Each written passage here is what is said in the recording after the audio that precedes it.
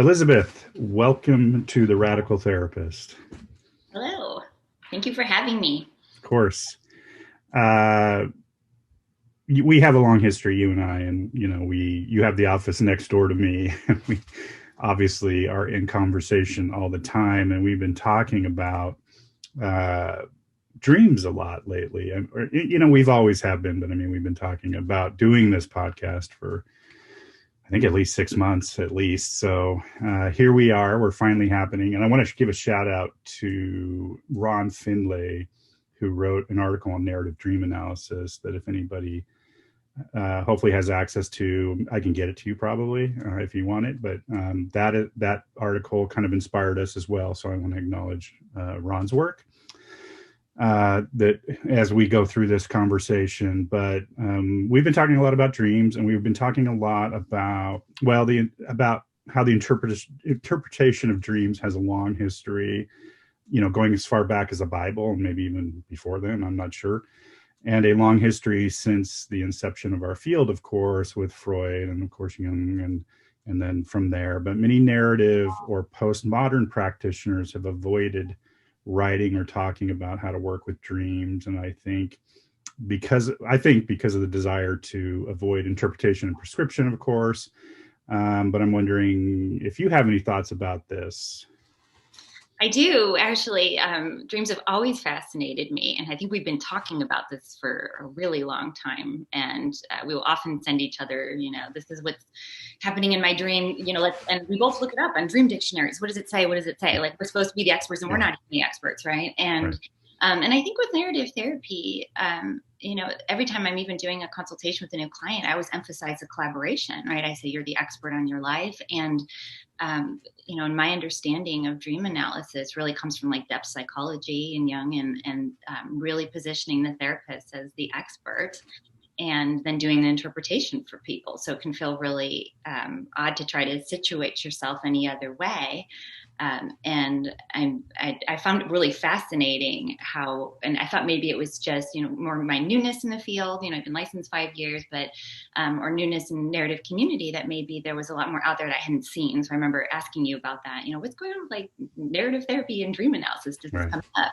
Because I have so many clients that share dreams with me, always, even last night. That was another thing that just happened to come up. Last client I had last night, talked about dreams and how important they were to him and how they were influencing him. And I really want to find a way to incorporate my, I'm not a narrative purist. I'd say humanistic existential / narrative therapist. But I really enjoy postmodern practices. I find them to be really effective. And I want to find a way to honor those practices, like while getting to talk about dreams with my clients. So I'm thinking that that's probably why why I haven't seen a lot on it, is because of that expert position. But this is a great thing to explore. Yeah, I think I think there's a lot of people probably very much like us that we're having a lot of conversations, not public conversations about dreams. And like you said, we do share our dreams with each other, and then we'll go look them up on Dream Moods or whatever, one of the websites, and of course they have some limited version of what that might possibly mean, but it's kind of a jumping off place, right? But also in that vein, in the Ron Finlay article, which is titled "Narrative Dream Analysis Towards a Narrative Therapy Response to Acknowledging People's Responses in Dreams," he writes of two passive positions that this traditional dream analysis situates our clients. And one, the dreamer is positioned as a passive recipient to receive the expert dream wisdom. And two, they are informed they need an expert to interpret these messages, kind of like us going to the websites and stuff like that. Do you have any thoughts about this passivity? Oh, I do. And I think kind of in that same vein, when people initially contact me for therapy, that their frequent experience with therapy has been, I'm going to sit with this expert and they're going to tell me what's going on in my life, what it means, and what that's symbolic for, what's going on, like some kind of diagnosis, and then tell me this kind of treatment. And I think in that same way, that really this shows up with the passive position in dreams as well, right? That there's this kind of stock symbolic, hey, I dreamed about a snake and it means these one of three things. And I think very much about inviting our clients in that same way in narrative therapy, taking in cultural context, right? And all of the things like their values, a client's values, their beliefs, their skills, right? And how that's manifesting in their dreams. Those are my initial thoughts. Yeah. Okay. Well, and maybe this kind of leads into maybe some conversations about, what are alternatives, right? If you don't want to take I'm going to interpret this dream for you and kind of be prescriptive about it. For our listeners, I'm sure we both have ideas about this, but I'm wondering what are some of the alternatives to working with dreams that you have found helpful? Well, and this might sound kind of funny too, but I think that I've done a lot of exploration on really the difference between waking life and dreaming. I'm reading the Four Agreements again right now, and he talks a little bit about, I cannot remember the author's name off the top of my head, I feel bad, but this comes up in a lot of the literature that I read too, about like what's a dream and what's waking life anyway, right? And really what's the crossover. Right. Zen Buddhism might have something to say about that too. Right. Thank you. Yeah. I'm actually curious what it would have to say about that, right? So I'm thinking about that kind of approach, with if particularly like in my clinical work, that if that lands on clients well as well, to really look at the dreams not any different than what might be happening in this like so-called waking life right now, and cultivating the same kind of conversations and questions about what they would name something, and and map its effects, and where's like their agency in it, and what do they want to and what are these values, skills, beliefs they're taking as they move through their dream world, just as they would through their waking world.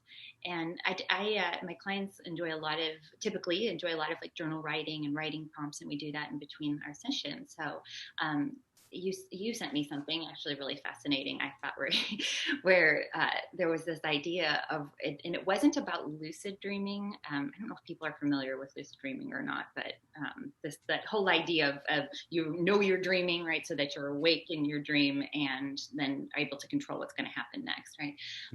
But I've really thought a lot about waking up and then, writing what the dream was, and then, or looking up the interpretations. And this idea was about writing before you went to bed, and even if you don't know what might be coming next, it's just kind of this idea of scripting your narratives about what's happening in your life and what might come up in the dream life versus your waking life.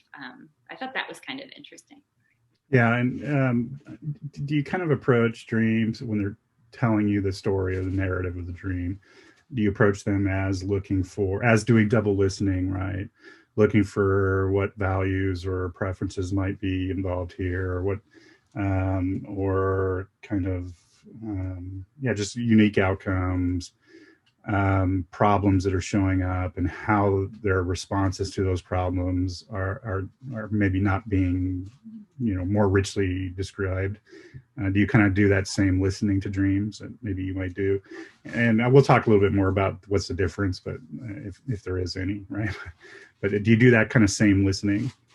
Yeah, I mean, it really shows up the same way about like what might be if a person has this dream, just as if they've had this experience in their waking life, what language might they put around that actual experience? So they really do parallel one another. So I really would go into that same kind of double listening about what might this actually mean to you, what's happening underneath there, what's the value, what language would you put around it, and where do we want to go from there? I'll share with you. I thought this was so fascinating that when I was talking about the client I had last night, he was talking about how he didn't have the same dreams like thematically, but that he visits the same places over and over again. He actually calls them dream islands, and had names for them. And so we had such an awesome, rich conversation around it. He likened it to the movie Inside Out, which I love that movie. I recommend it to all people to watch. But where in that same way, the character in that movie had these different places in her brain that were these islands controlling different parts over and over again. So I thought that was pretty fascinating too, because we could put a lot of language and a lot of ownership around it. Like it took out of that passive position of something that was his. So I thought that was cool. Yeah, that's great. You were talking about this kind of, is there a difference between the waking life and the dream life, right? And I am interested in how folks have been adopting magical realism while listening to different sorts of problems, and the taking the position, the suspension of disbelief, and how magical realism maybe situates ourselves between worlds in the liminal space with our clients in particular problems, but also I think it's kind of interesting in dream life, right? And I'm wondering if you have any thoughts about how magical realism could contribute to our dream work. Yeah, I think this is interesting too, and kind of perfect for the type of work that we do because we really stay out of pathology. And um, because I always had that suspension of disbelief of like the things don't get pathologized as, oh, you're hearing that or seeing that or describing that's some kind of psychosis or something wrong with you, right? So I'm always in that suspension of disbelief, and I feel like it really opens up a lot of space to be with our clients in whatever they're experiencing. And I can imagine that might have a little critique around it of like, wait, somebody's telling you they're seeing or hearing this, and whether it's dream life or waking life, is there something wrong there? And and I really think about, I ask my clients like two questions all the time, no matter what's going on either side of their dream life or waking life: is this causing you distress? Is this causing you dysfunction? So if it's not, great. And I think that really can open up a lot of room for that magical realism to really solidify people in what they stand for and how they want to move through the world and their dream world and their waking world.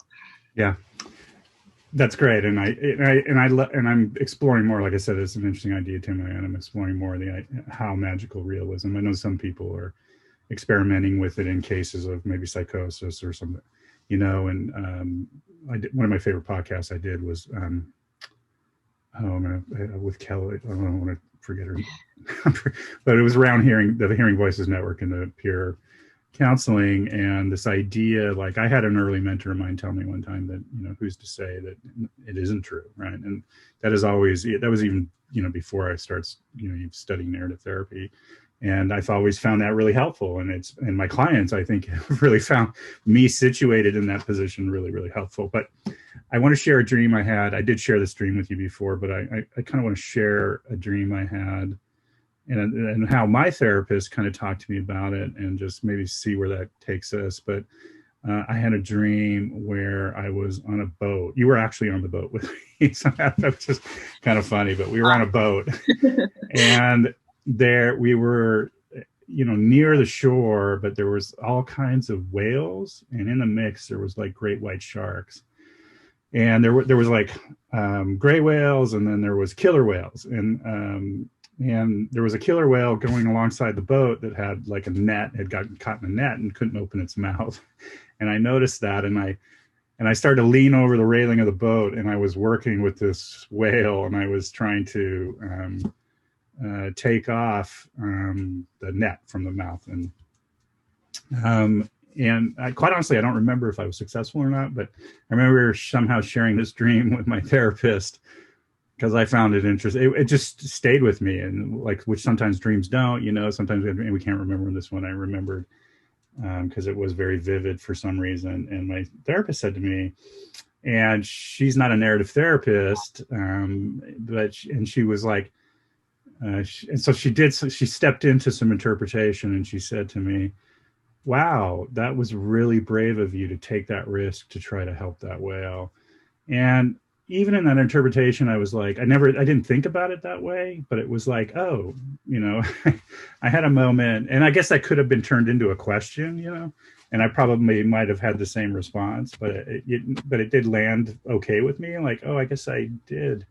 And I think she was relating to this idea, which I think we all want to see ourselves in that way. It was relating to this idea of like, that you're willing to risk some stuff to help, and which is a way that I would prefer to see myself, or, it's a preferred identity for sure. So I don't think that was that harmful, but we've talked about that dream, and I'm wondering, like, how might you, or what might you ask about, or if you were to if I was to come to you with that kind of dream. The first thing I was thinking was that even though you had shared this dream with me before, that I'm not taking notes right now, and I always take notes. Yeah, right. So I'm like, I'm going to be missing details. And the funny thing is my mind does go to interpretation right away, and I have to wonder if that's the nature of our relationship, or that I'm trained when it comes to dreams to do that, right? That I will be. But I think I just want to ask you a question, because I do this with you as well too, as you do with me. I'd like to ask you questions about it, and I always start with the how are you feeling, in the Yeah, dream. yeah, you do. Yeah. How are you feeling? Like what was the experience like? And what do you like? What did the whales represent anything to you? Yeah, I think I start the barrage of questions on you, because it's Yeah, always good. So yeah, yeah, I think it's interesting to me too that this dream has stayed with you too. yeah, That's also kind of standing out to me right now. yeah, So yeah. Because I'm it curious was a couple about that. months ago. Yeah, I'm curious about that. Would you answer that for me? Why it But stayed with you? that's a good question. Maybe because I am trying to kind of figure it out, because it was so vivid and there was a mix of danger, and because there were great white sharks, and then even like the killer whale. I know they, and maybe I'm wrong on this, but they don't eat humans. I don't think, but maybe they have once or twice. I don't know. Somebody can correct me if I'm wrong, but I didn't view the killer whale as dangerous, but the great white shark swimming around I did, and then some reason, gray whales I think are very mysterious creatures to me, and they were present in the dream. But there was this thing of trying to, and then water, ocean is like my my safe space, so to speak. I mean, I love being in the water. I live by the ocean. I grew up by the ocean. The ocean is very powerful in my life, and so there's probably something there too. And then but this idea that my therapist did kind of insert into the conversation was, that I did take a risk to help, and I think that maybe that did line up with who I want to see myself as, and maybe that's why it stayed with me. Yeah. Yeah, I love that she asked or did that with you as well. And and I always think about when we have long relationships with therapists, as well as I do with my own, that even when interpretation comes out a bit, when it's done also with curiosity, sounds like this, does that fit for you? Or what do you think? Being in that collaborative space, like that, it feels good and safer. And I'm also, I mean, there's so much rich content in that dream too. That the whale had something over its mouth, and I'm wondering what that means, and and means for you to. so this is the interesting dilemma. So how do we ask about that without, because there is maybe something about that too, right? That we might want to step into interpretation a little bit, and Yeah, how do we yeah. just stay really, really curious about what their experience of that might be. Yeah, and I think starting with those kind of foundational questions too, and like, how are you feeling, and that's what's interesting too in doing this with you right now, because I think I'd ask you something and then stop and you talk a bit, and then we go. Yeah, right. Yeah. Okay, so it's safe to say that dreams are part and parcel of all the work that you do, right? And I'm sure that's not much different for many of the listeners here, that they do show up in the work. How would somebody, I guess maybe, we've kind of talked about that, but do you have any words of wisdom about working with clients? I know you've had lots of dreams conversations with clients. I'm wondering if you have any words of wisdom for the listeners. Yeah. Well, I think it's really important, especially if you're working in this clinical context. That's what I've been talking about this way, is to not rush through it and dismiss it. Right? Is that because that has been interpretation. I don't know exactly which fears, but you'll hear that dreams are nothing but like gobbledygook, right? Just your brain working out whatever. And I think it's important to not fly by it, not be dismissive of it, and really suspend that disbelief that it's to be able to sit in that liminal space between, waking life and dream life, and that it could be every bit as important, if it's important to a client or to a friend or whoever it is that you're talking to. And, and I always say there's no like magic bullet for therapy, but there is, and it's curiosity. if there's one that's close enough, then I'm going to say it's curiosity. So I think staying with it and being curious, and I just find that clients really like to talk about their dreams in a general context.